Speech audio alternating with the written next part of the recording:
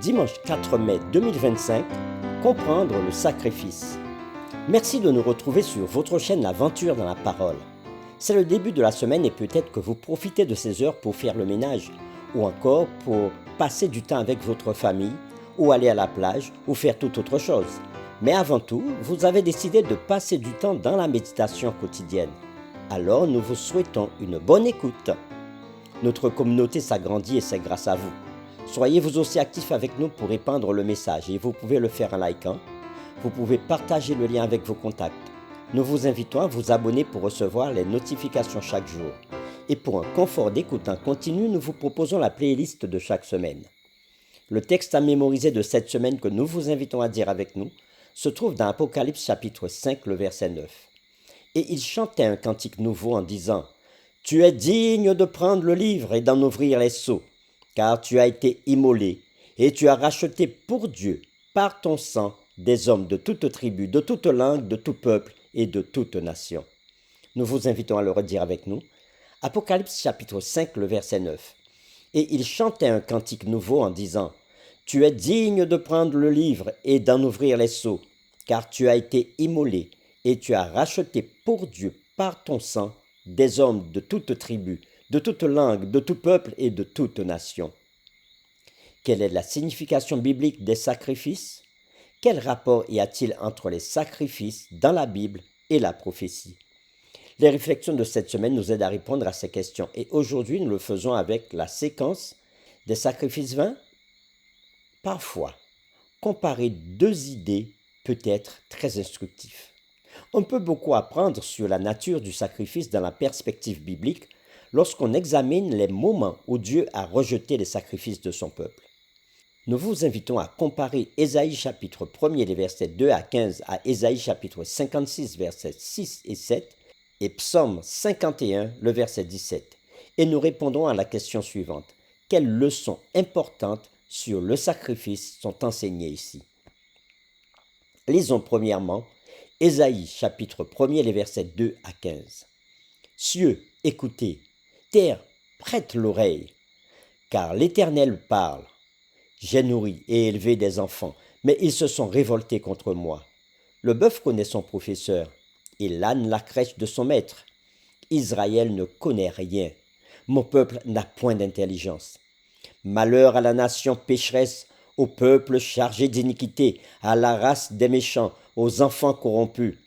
Ils ont abandonné l'Éternel, ils ont méprisé le Saint d'Israël, ils se sont retirés en arrière. Quel châtiment nouveau vous infligez quand vous multipliez vos révoltes? La tête entière est malade et tout le cœur est souffrant. De la plante du pied jusqu'à la tête, rien n'est en bon état. Ce ne sont que blessures, contusions et plaies vives qui n'ont été ni pansées, ni bandées, ni adoucies par l'huile. Votre pays est dévasté, vos villes sont consumées par le feu. Des étrangers dévorent vos campagnes sous vos yeux. Ils ravagent et détruisent comme des barbares. Et la fille de Sion est restée comme une cabane dans une vigne, comme une hutte dans un champ de concombres, comme une ville épargnée. Si l'Éternel des armées ne nous eût conservé un faible reste, nous serions comme Sodome et nous ressemblerions à Gomorrhe. Écoutez la parole de l'Éternel, chef de Sodome, prêtez l'oreille à la loi de notre Dieu, peuple de Gomorrhe. Qu'ai-je à faire de la multitude de vos sacrifices? Dit l'Éternel. Je suis rassasié des holocaustes de béliers et de la graisse des veaux. Je ne prends point plaisir au sang des taureaux, des brebis et des boucs. Quand vous venez vous présenter devant moi, qui vous demande de souiller mes parvis? Cessez d'apporter de vaines offrandes. J'ai en horreur l'encens, les nouvelles lunes, les sabbats et les assemblées. Je ne puis voir le crime s'associer aux solennités. Mon âme hait vos nouvelles lunes et vos fêtes. Elles me sont à charge. Je suis las de les supporter. Quand vous étendez les mains, je détourne de vous mes yeux. Quand vous multipliez les prières, je n'écoute pas. Vos mains sont pleines de sang. Nous lisons maintenant Ésaïe chapitre 56, les versets 6 et 7. Et les étrangers qui s'attacheront à l'Éternel pour le servir, pour aimer le nom de l'Éternel, pour être ses serviteurs, Tous ceux qui garderont le sabbat pour ne point le profaner et qui persévéreront dans mon alliance, je les amènerai sur ma montagne sainte et je les réjouirai dans ma maison de prière. Leurs holocaustes et leurs sacrifices seront agréés sur mon autel, car ma maison sera appelée une maison de prière pour tous les peuples. Psaume 51, verset 17.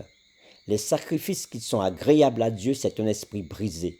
Ô Dieu, tu ne dédaignes pas un cœur brisé et contrit.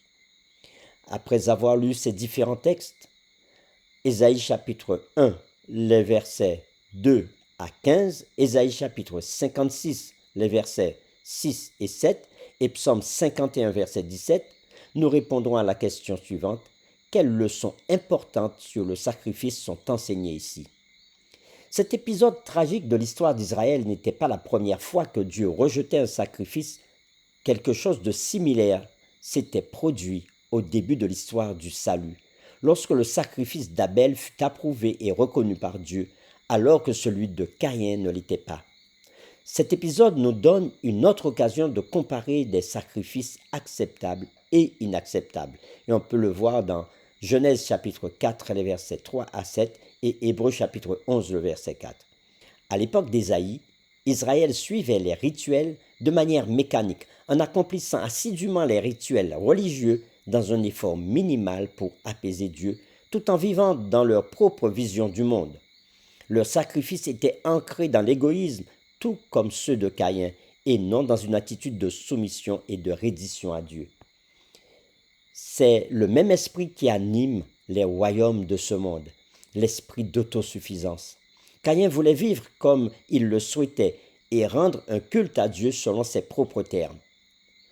On peut supposer qu'il voyait Dieu comme une gêne, un obstacle à la libre conduite de sa vie, mais qu'il craignait juste assez Dieu pour accomplir les rituels.